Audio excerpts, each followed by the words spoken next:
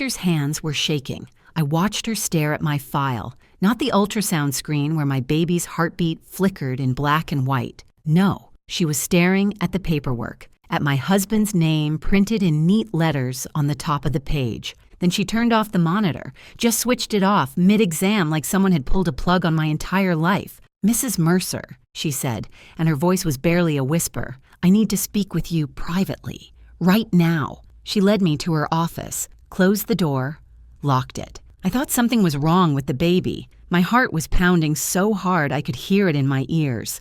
I couldn't breathe. I couldn't think. Then she said words that made my world collapse. "You need to leave your husband today before you go home. Get a divorce lawyer first." I laughed. Actually laughed out loud. "What? Why? We're having a baby together. We're happy. I don't understand." "That's exactly the problem." Her face was white as paper. "What I'm about to show you will change everything you think you know about your marriage. But let me start from the beginning, because you need to understand how I ended up in that office, 4 months pregnant, learning my entire life was built on lies, told by the man sleeping next to me every night. My name is Daphne Wilson. I'm 32 years old. I work as a marketing director at a boutique firm in Connecticut, and I come from what people politely call old money. My grandmother, Eleanor, passed away 5 years ago and left me her estate, about $2.3 million in a trust, plus the historic Wilson family home, where 5 generations of women had lived, loved, and raised their children. I never flaunted it. I worked hard at my own career. I drove a 10-year-old Subaru and bought my coffee at the same place every morning. The inheritance was security, not identity, but it made me a target. I just didn't know it yet. I met Grant Mercer 4 years ago at my family's annual charity gala. The Wilsons had hosted it for decades. That year, I was standing at the bar trying to escape a conversation with a man who'd asked about my financial situation within 3 minutes of meeting me. Subtle, right? Then Grant appeared. Tall, dark hair, easy smile.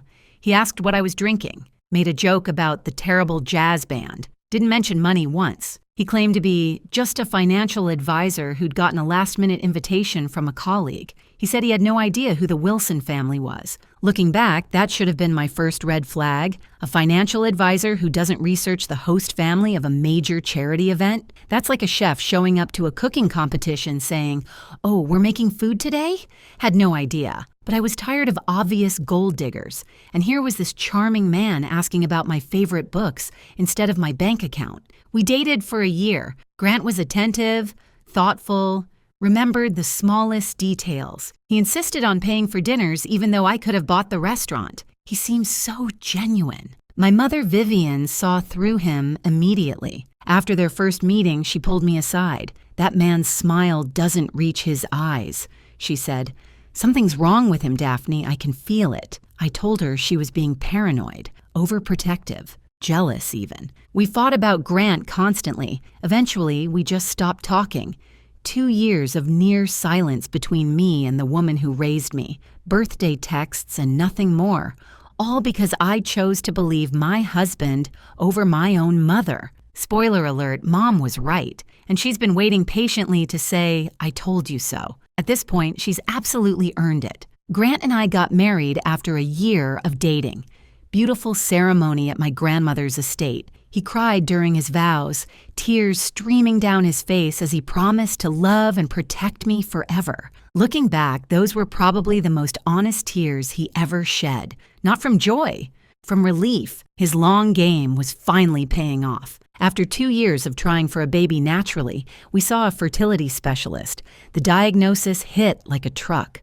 Grant had severe male factor infertility. His sperm count was almost non-existent, and what little he had barely moved. Natural conception was essentially impossible. Grant seemed devastated. He cried in the car for 20 minutes. He apologized over and over like it was his personal failure. I comforted him, told him we'd figure it out together.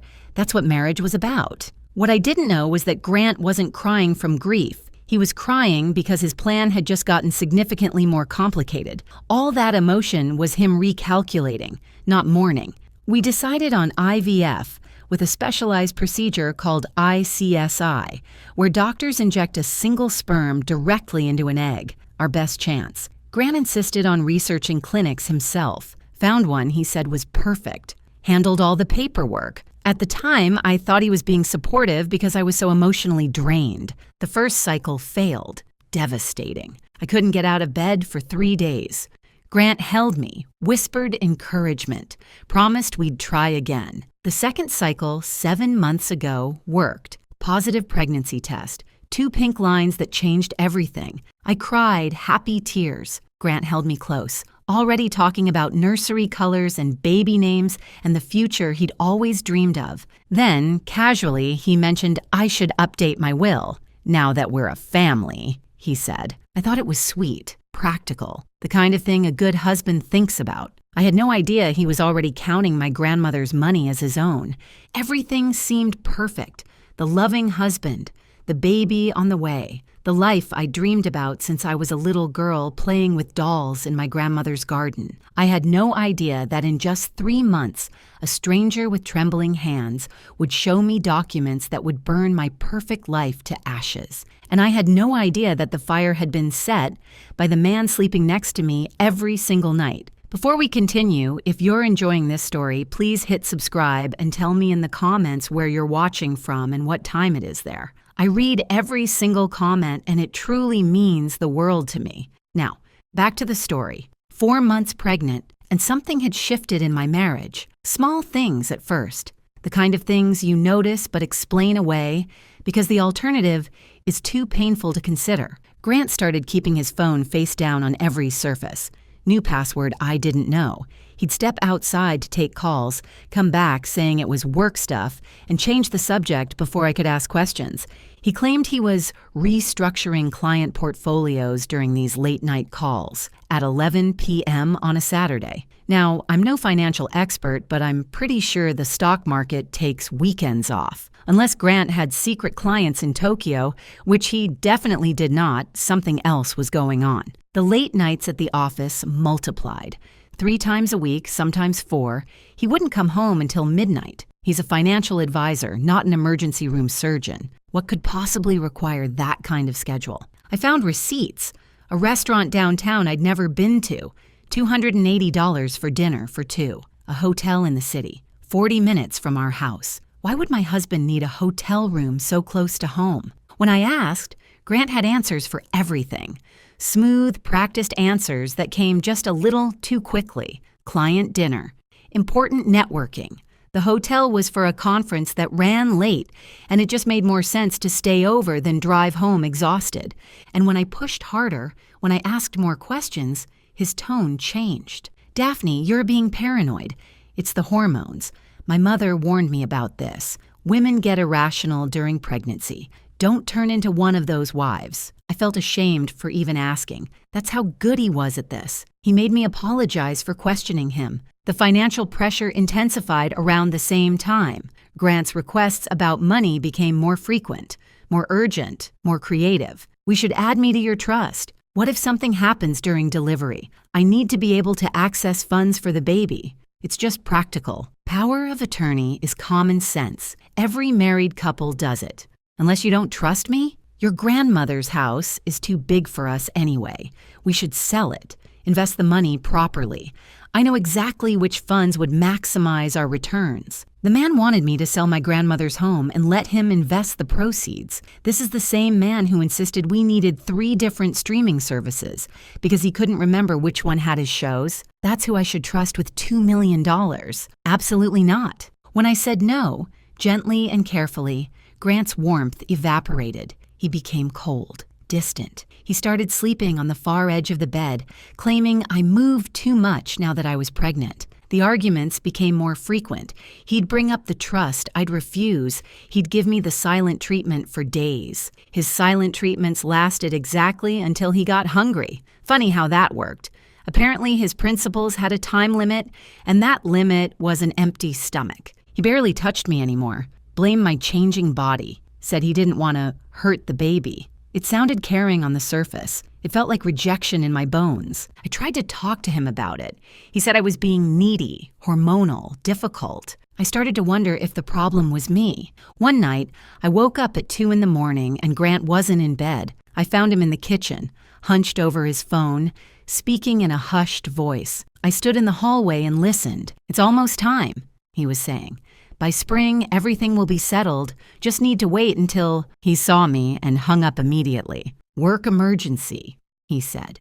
"Go back to sleep, honey." I didn't ask who has work emergencies at 2 a.m. about things being settled by spring. I was too tired, too pregnant, too desperate to believe my marriage was still okay. My best friend Tara came over for lunch the following week. She sat across from me at the kitchen table and watched me make excuse after excuse for Grant, his stress, his work pressure, his adjustment to becoming a father. Finally, she put down her fork and looked at me with those eyes that had known me since college. "Daff, listen to yourself. When's the last time you talked to your mom?" I didn't answer. "When's the last time Grant was actually happy to see you? Not performing happy, not putting on a show for other people. Really genuinely happy to see you walk through the door?" I couldn't answer that either. "Trust your gut," Tara said. "Something is wrong here." I told her she was being dramatic, but that night I couldn't sleep. I kept thinking about Grant's phone, always face down, his late nights, his sudden obsession with getting access to my money, the way he looked at me sometimes when he thought I wasn't paying attention, like I was a math problem to solve, not a person to love, 4 months pregnant.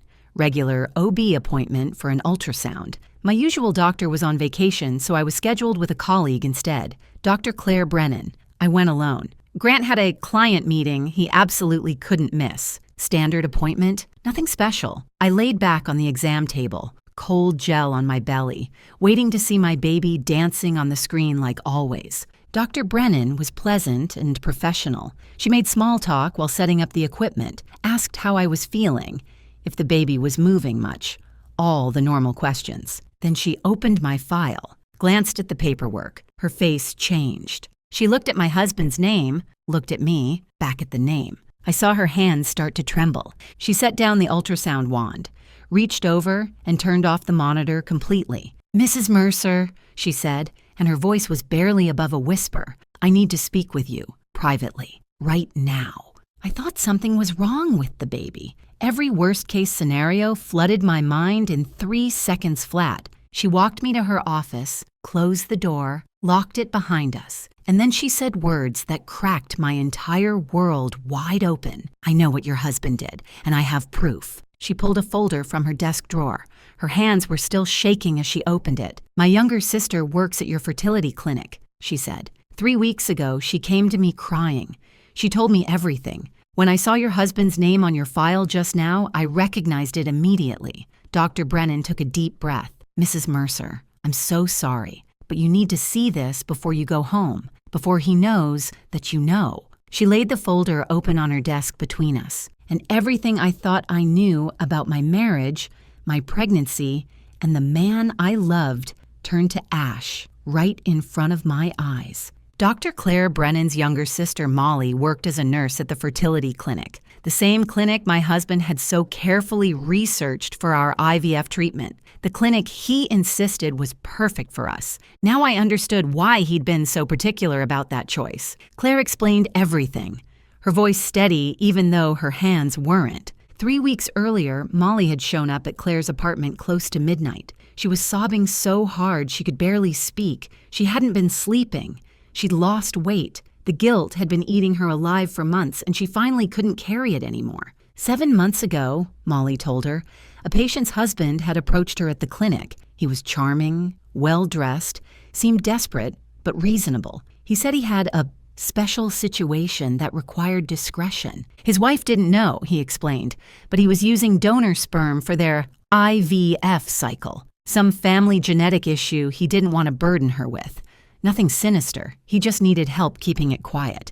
He'd pay well for the assistance, $30,000. For a nurse making $52,000 a year, drowning in student loans and credit card debt, it was impossible to refuse. Molly helped switch the samples. Grant's sperm, which couldn't have produced a pregnancy anyway, was replaced with sperm from a paid donor. The embryologist was in on it too. Grant had approached him separately with another payment, Between the two of them, the switch went undetected. The embryologist told Molly not to worry. The husband knows what he's doing. It's not our business what arrangements married couples make. But it ate at Molly, especially when she saw in the clinic records that the pregnancy was successful. Somewhere out there was a woman carrying a baby she believed was her husband's child. And it wasn't. The guilt destroyed her. She couldn't look at herself in the mirror.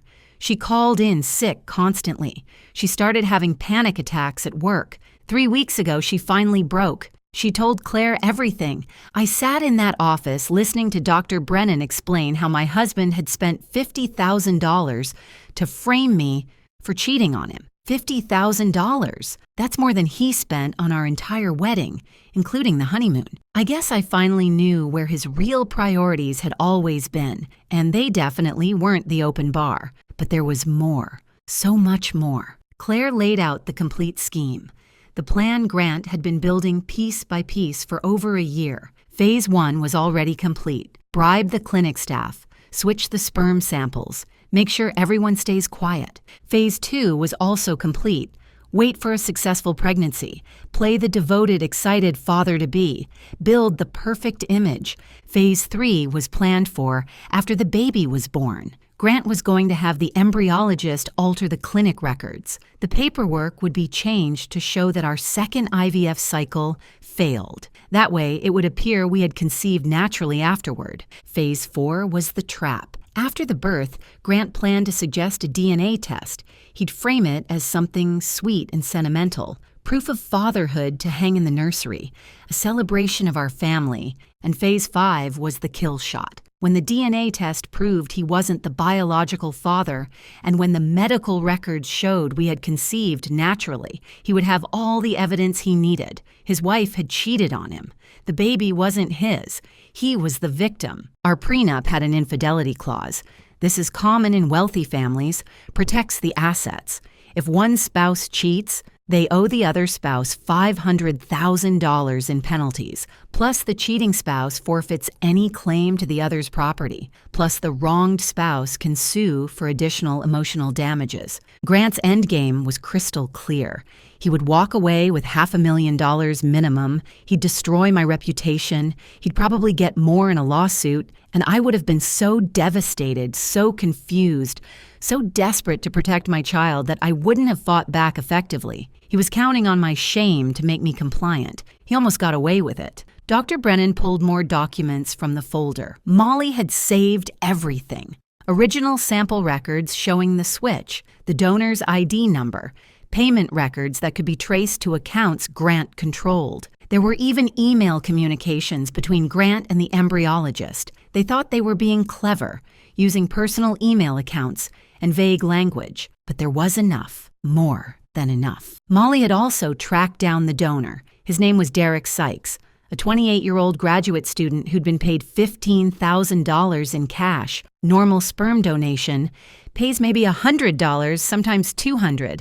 $15,000 should have been a massive red flag, but student loans don't pay themselves. Derek was told it was a private arrangement for a couple who wanted extra discretion. He had no idea he was part of a fraud. When he found out, he was furious and willing to cooperate. There was one more thing, Claire said carefully, something her own research had uncovered. Grant Mercer had $180,000 in gambling debts. He'd been gambling for years.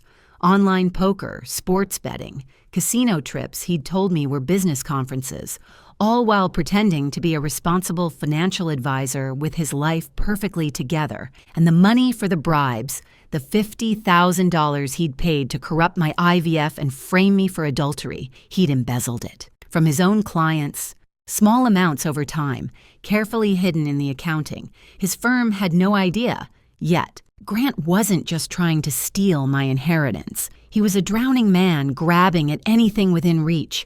His gambling debts were crushing him. The people he owed money to weren't patient bankers. They were the kind of people who don't file lawsuits when you don't pay. I was supposed to be his life raft. My grandmother's money was supposed to save him. And he was willing to destroy me completely to get it. I sat in that office for a long time. The papers spread out in front of me, the truth burning a hole in my chest. Shock came first, cold, paralyzing shock, then disbelief. I kept reading the documents over and over, looking for some mistake, some misunderstanding that would make everything okay again. Then the pieces started clicking together. The late nights, the secret phone calls, his obsession with accessing my money, his careful, calculated attention when we were dating. He'd researched me before we ever met. The charity gala where we accidentally bumped into each other wasn't an accident at all. He knew exactly who I was and what I was worth before he ever said hello. The way he cried at our wedding, those tears I thought came from joy. They were tears of relief. His long con was finally paying off.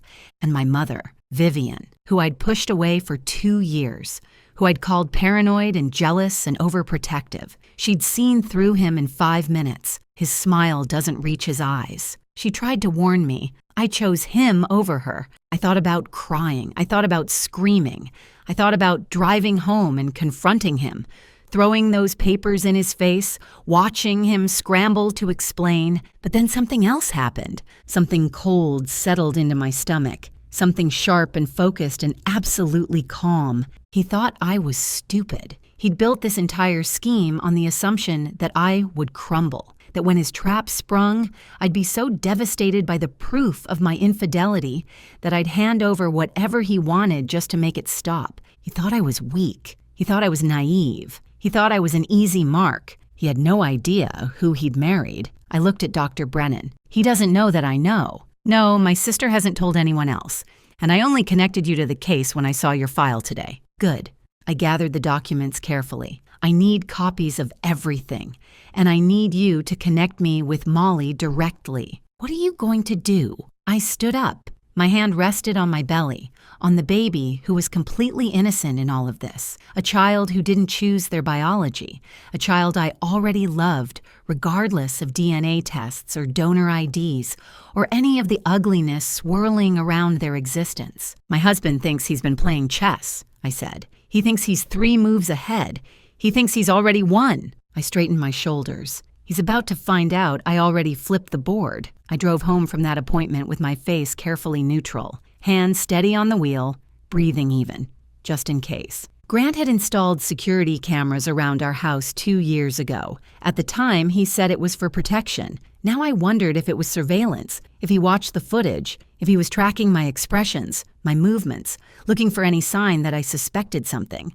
So I gave him nothing. He was waiting when I got home, standing in the kitchen with that smile that didn't reach his eyes. My mother's words echoed in my head, 2 years too late. "How was the appointment?" he asked. "Is the baby okay?" I smiled back, walked over and hugged him, showed him the ultrasound photo Dr. Brennan had printed before everything changed. "Perfect," I said. "Everything's absolutely perfect. I deserve an Oscar for that performance." I smiled at him over dinner while mentally calculating how much his bail would be. I asked about his day while picturing him in an orange jumpsuit. I even laughed at his joke about baby names. It wasn't funny at all, but I committed to the role like my life depended on it. Because in a way, it did. I apologized for being paranoid lately, blamed the hormones, used the exact same excuse he'd thrown at me for months. His whole body relaxed when he heard it. The tension in his shoulders melted away. He thought he was still winning. He thought his plan was still on track. That night, he slept soundly beside me. I lay awake until 3 in the morning, staring at the ceiling, planning his destruction. The next morning, I called in sick to work. Then I drove 2 hours to a different city, checking my mirrors constantly to make sure I wasn't followed. Paranoid? Maybe. But I'd earned that paranoia. I found a private investigator named Rosalind Weaver, ex-police detective, 15 years on the force before going private. No-nonsense attitude, sharp eyes, the kind of woman who'd seen everything and wasn't impressed by any of it. I told her everything. She listened without interrupting, took notes, and when I finished, she smiled like a shark who'd just spotted a bleeding swimmer. "Your husband made a lot of mistakes," she said. "Arrogant men always do. Give me 2 weeks." She had results in 10 days. Grant's gambling debts totaled $180,000. He owed money to online betting sites, underground poker games, and a few private lenders who definitely didn't file paperwork with the IRS. the kind of creditors who get very creative when payments are late. The embezzlement was confirmed. Approximately $53,000 missing from client accounts at his firm, siphoned over 18 months through small transactions designed to avoid detection. His bosses had no idea, yet. And then there was the affair. 8 months. His assistant, hotel rooms, romantic dinners, weekend getaways disguised as business trips. Rosalind had photos, text messages, credit card receipts, the whole pathetic collection. His assistant. Of course it was his assistant. How completely unoriginal. I was almost insulted by the cliché. If you're going to destroy your marriage, at least show some creativity. Having an affair with your assistant is literally chapter 1 of the Cheating Husband Handbook. Not that such a handbook exists, but if it did, Grant would have highlighted that page. Rosalind found something else too. This wasn't Grant's first attempt at landing a wealthy woman. 5 years ago, he dated someone in Boston, Caroline Ashford. Family money, trust fund, the whole package. They were together for 8 months before she discovered financial irregularities in a joint account he'd convinced her to open. She ended things immediately, but was too embarrassed to press charges. Rosalind tracked her down. Caroline was more than willing to provide a statement now.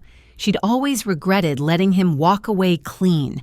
I met with Molly Brennan in secret, a coffee shop an hour from town where nobody would recognize either of us. She looked terrible. Thin, pale, dark circles under her eyes. The guilt had been eating her alive. She started crying the moment she saw me sit down. "I'm so sorry," she kept saying. "I knew it was wrong. The money, and he was so convincing, and I thought maybe he really was just trying to protect you from some genetic issue," and I stopped her. "I need to know one thing. Are you willing to testify? Officially? On the record?" She nodded without hesitation. "I'll tell them everything. I should have gone to the police the day after it happened. I was just so scared of losing my license, my job, everything. But yes, whatever you need, I'll say it under oath." I looked at her for a long moment. This woman had helped my husband try to destroy me. She'd taken $30,000 to participate in fraud. By any measure, she was complicit. But Grant had manipulated her the same way he'd manipulated me. He'd found her weakness and exploited it. He was the architect. She was just a tool. "Don't be scared anymore," I told her. "You're not the villain in this story. He is." The embryologist, once he learned Molly was cooperating and had kept records, developed a sudden and convenient conscience. He gave his own statement to Rosalind. He was terrified of losing his medical license and going to prison. He'd say whatever we needed to put Grant away. The hardest call I made was to my mother. 2 years of near silence. 2 years of choosing Grant over her. I'd defended him when she questioned his motives. I'd stopped inviting her to holidays. I'd called her jealous, paranoid, unable to accept that I was happy. And she'd been right about everything. The phone rang twice before she picked up. "Daphne?" Her voice was cautious, hopeful, like she'd been waiting for this call for 2 years but didn't want to jinx it. "Mom!" My voice cracked on the word. "You were right. About everything. About him. And I'm so sorry. I'm so sorry." There was a pause. I braced myself for the "I told you so" she'd earned, for the anger, the resentment, the hurt I'd caused by choosing a con man over the woman who raised me. Instead, she said, "What do you need, sweetheart?" She didn't gloat. She didn't remind me of every warning I'd ignored. She didn't point out that she'd tried to tell me for years. She just asked how she could help. That broke me more than anything else had. My mother is a retired attorney, specialized in estate law for 30 years before she stepped back. Within 48 hours, she'd connected me with the best divorce lawyer in Connecticut and a criminal prosecutor who specialized in fraud cases. My mom taught me something that day. The people who really love you don't need to be right. They just need you to be okay. I'd spent 2 years choosing a con man over the woman who raised me, and her first instinct when I called crying was still to protect me. That's what real love looks like. Grant never understood that because he'd never felt it. My lawyer was a woman named Sandra Kowalski, 5'2", silver hair, reading glasses perpetually perched on her nose. She looked like someone's sweet grandmother. She was a shark in a cardigan. Sandra reviewed everything: the clinic documents, Molly's statement, the police findings, the affair evidence, the embezzlement records. When she finished, she looked up at me over those reading glasses and smiled. "Your husband is facing fraud, conspiracy, and embezzlement charges. The prenup infidelity clause works in your favor now because he's the one who's been cheating. And his little scheme to falsify medical records after the birth? That's a felony he was planning to commit. We have evidence of intent." She coordinated with the prosecutor. Molly gave a formal sworn statement to police. The embryologist cooperated in exchange for reduced charges. Grant's firm was quietly alerted about the missing funds. They began their own investigation and immediately froze his access to client accounts. A judge reviewed the evidence, found probable cause, issued an arrest warrant for fraud, conspiracy, and embezzlement. My lawyer called it a formality at this point. I called it the best piece of paper I'd ever seen in my life. 8.5 by 11 inches of pure karma. 6 weeks after that ultrasound appointment, I suggested to Grant that we throw a celebration, a baby moon party at my grandmother's estate. Both families, close friends, an afternoon garden gathering to celebrate the baby coming soon. His eyes lit up like Christmas morning. More witnesses to his devoted husband performance. More people who would feel sorry for him later when his wife was exposed as a cheater. More fuel for the sympathy he was planning to milk. "That's a wonderful idea," he said, kissing my forehead in that gentle way that used to make me feel safe. "Let me help plan everything." No. I patted his chest. "You've been working so hard lately. All those late nights at the office. Let me handle the party. You just show up and enjoy it." He had no idea that my version of handling everything included police officers waiting in the guest house, my lawyer stationed near the bar, Derek Sykes ready to testify, every piece of evidence organized in folders, and his own parents about to learn exactly who their son really was. The party was scheduled for Saturday. Grant spent that morning in the bathroom practicing expressions in the mirror, adjusting his tie, rehearsing his excited father smile. I watched him through the crack in the door. This man I'd shared a bed with for 3 years. This man I'd trusted with my future, my family, my heart. He thought he was walking into his crowning achievement. He had no idea he was walking into his own funeral, the Wilson family estate in late spring.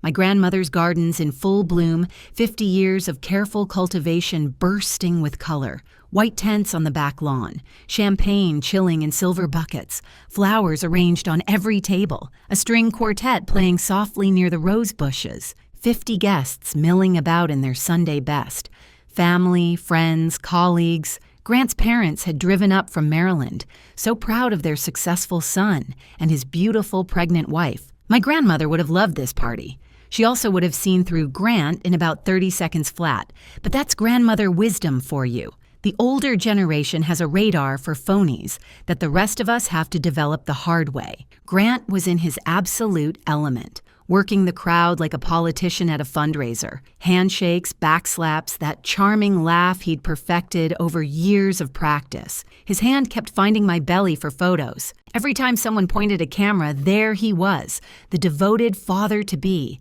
gazing at me with what looked like adoration. He was so good at pretending to be human, I almost felt sorry for him. Almost. The feeling lasted approximately 3 seconds before I remembered the $50,000 he'd spent trying to destroy my life. Sympathy evaporated pretty quickly after that. Grant's mother kept dabbing her eyes with a handkerchief. I always knew he'd make a wonderful father, she told anyone who would listen. Such a good boy, such a caring husband. His father walked around shaking hands, chest puffed out, proud of the family Grant was supposedly building, the legacy continuing. The Mercer name carried forward. My own mother stood near the dessert table, watching Grant with the patient expression of a cat observing a mouse that doesn't know it's trapped. She caught my eye across the lawn and raised her champagne glass slightly. Almost time. Around 3 o'clock, Grant did exactly what I knew he would do. He'd been dropping hints for weeks about wanting to celebrate fatherhood with a DNA test, frame the results in the nursery, proof of their bond.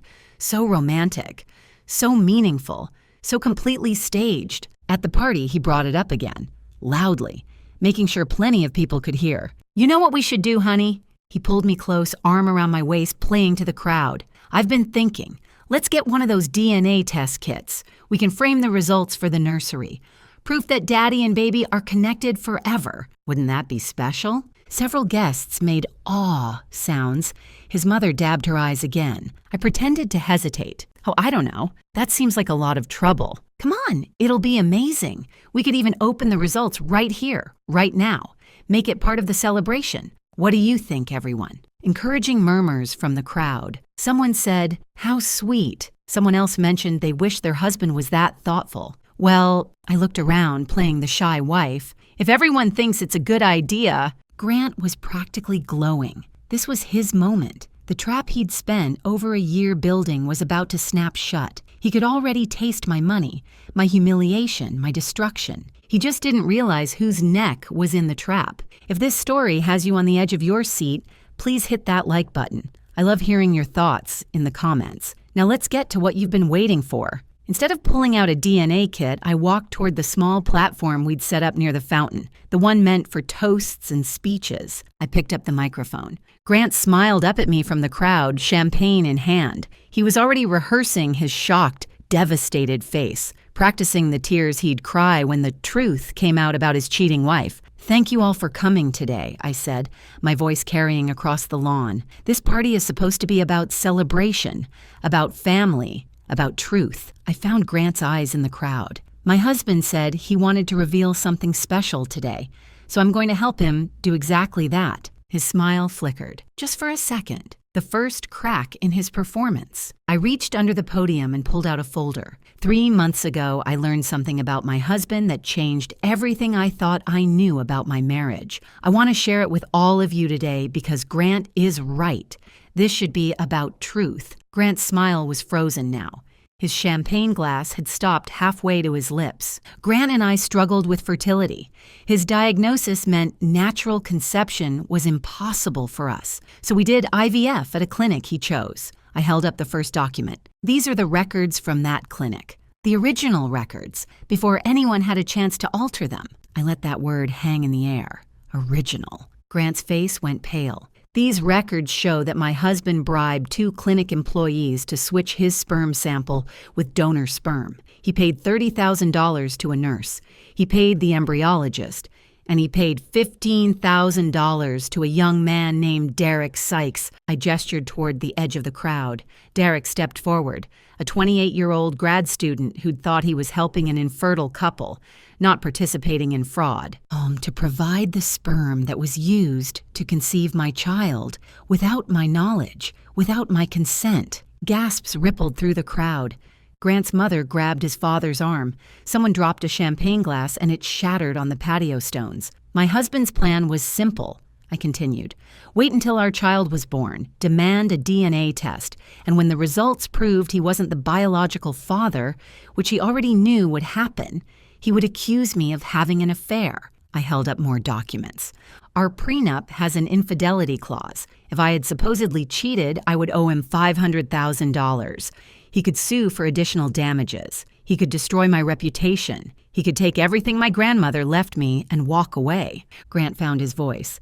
It came out strangled, desperate. "Daphne, honey, this is insane. You're confused. It's the pregnancy, the hormones. You're not thinking clearly." "I'm not finished." My voice was ice. The crowd went silent. In addition to bribing the fertility clinic, my husband embezzled approximately $50,000 from his clients at his firm to fund this scheme. I looked at a man standing near the bar, Grant's boss, who'd been quietly invited. His firm is now aware and investigating. Grant's boss set down his drink.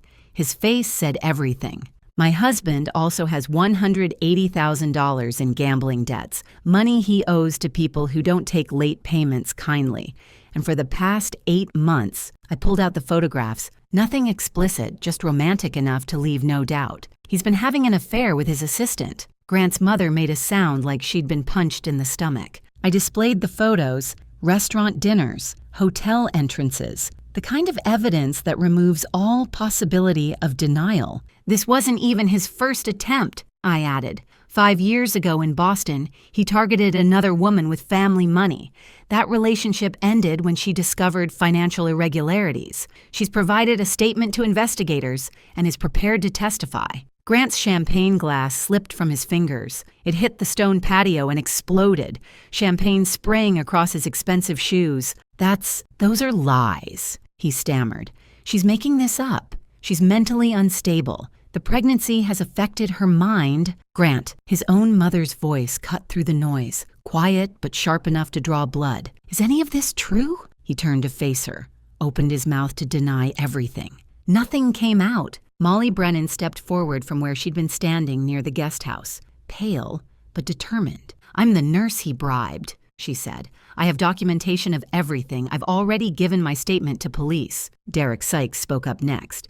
He paid me $15,000 and told me it was a private arrangement. I had no idea I was part of a fraud until Mrs. Wilson's investigator contacted me last month. Grant looked around wildly at the faces of people who'd been laughing with him 10 minutes ago. His colleagues, his family, the society friends he'd worked so hard to impress. Everyone was staring at him like he was something rotting they'd just discovered on their shoe. Then 2 police officers stepped out from the guest house, walking calmly across the lawn. Grant Mercer. The first officer's voice was professionally neutral. You're under arrest for fraud, conspiracy, and embezzlement. You have the right to remain silent. Anything you say can and will be used against you in a court of law. They handcuffed him right there, in front of everyone. His mother was sobbing now.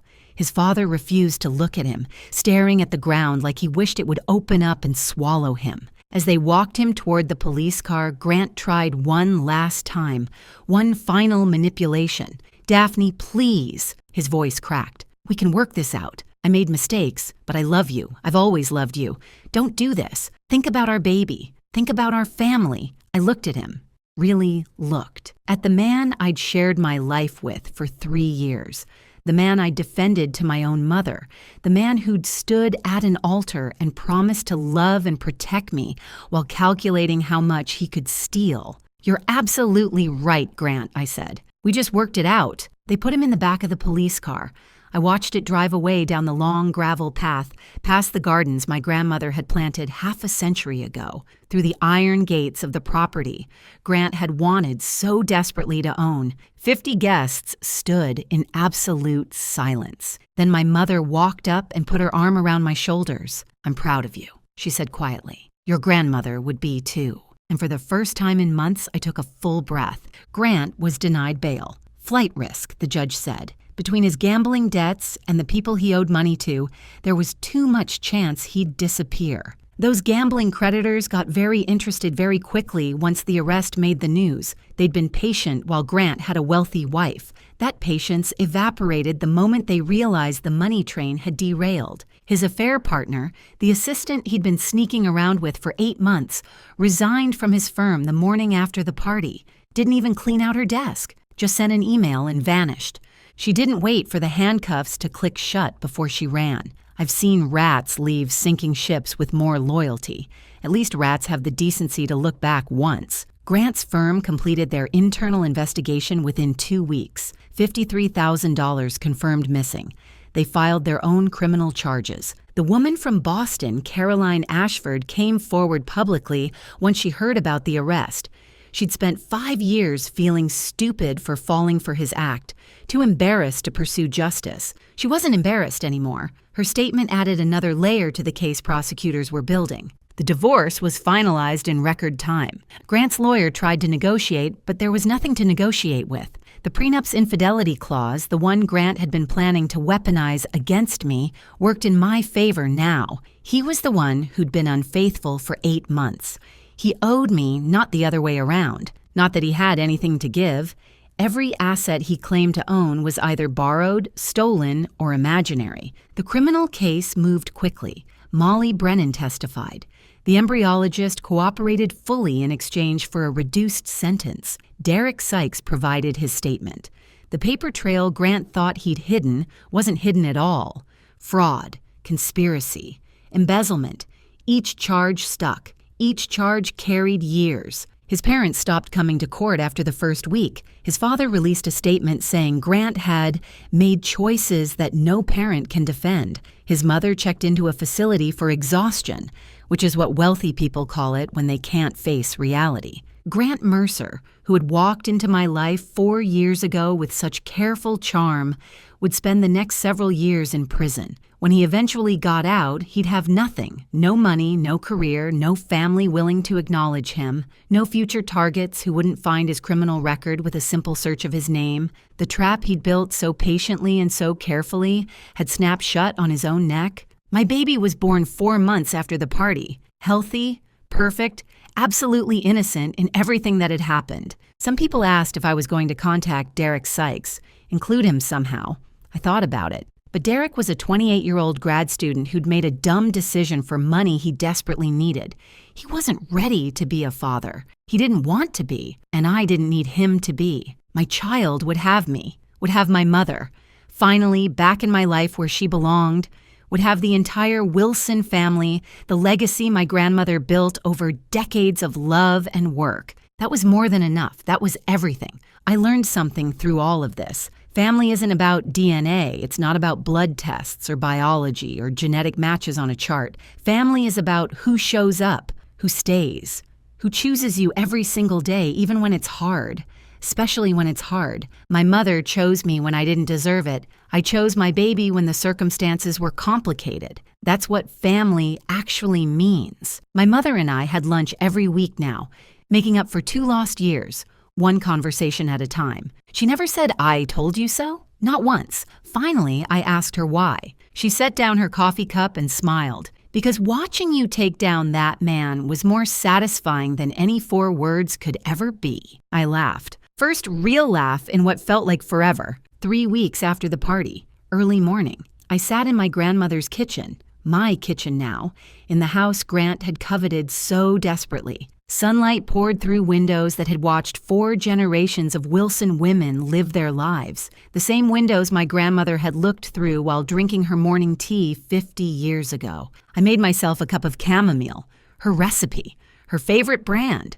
Some traditions are worth keeping. My phone buzzed on the counter. Text from my mother, "Lunch tomorrow." I smiled and typed back, "Always." Outside, the gardens were in full bloom. The roses my grandmother planted when she was a young bride, the hydrangeas she added when my mother was born, the lavender border I'd helped her install when I was 10 years old, my small hands patting dirt around each seedling while she told me stories about our family. I put my hand on my belly, felt the baby move. Grant Mercer had tried to take everything from me, my money, my reputation, my future, my peace. All he actually did was show me exactly how strong I'd always been. Some people spend their whole lives waiting for karma to arrive. I was lucky. I got to deliver mine in person, with documentation, in front of 50 witnesses. My grandmother used to say that Wilson women don't break. We bend, we adapt, we survive. And when someone tries to burn us down, we rise from the ashes and build something better. Grant thought he married an easy target. He married a Wilson. And now he had plenty of time in a prison cell to think about that mistake. Thank you so much for watching. More of my most gripping stories are already on your screen. Click one now and don't miss the best part. You will love it. See you in the next story.